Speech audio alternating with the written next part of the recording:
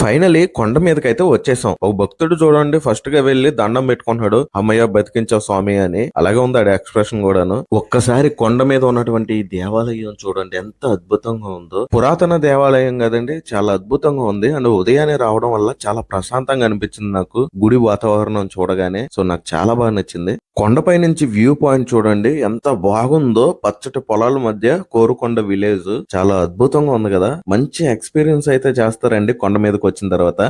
మనం ఏ గుడిలో చూసినా భగవంతుడు మనకి ఎదురుగా దర్శనం ఇస్తాడు. కానీ ఈ గుడి ప్రత్యేకత ఏంటంటే, ఈ గుడిలో శ్రీ లక్ష్మీ నరసింహ స్వామి వారిని దర్శించుకోవాలంటే ఈ గుడి వెనక భాగంలోకి అయితే వెళ్ళాలి. సో ఇప్పుడు నేను వెళ్తున్నాను చూడండి. అలా వెళ్ళిన తర్వాత మనకి పశ్చిమ దిశగా శ్రీ లక్ష్మీ నరసింహ స్వామి వారి దర్శనం అయితే మనకి లభిస్తుంది. మీకు చూపిద్దామంటే ఇక్కడ ఉన్నటువంటి పూజారి గారు వీడియోలు తీయొద్దని చెప్పేసి అన్నారు. సో వాళ్ళ మాట మనం గౌరవించాలి కాబట్టి నేను తీయలేదు. మీరు ఖచ్చితంగా వచ్చినప్పుడు దర్శించుకోండి స్వామి వారిని.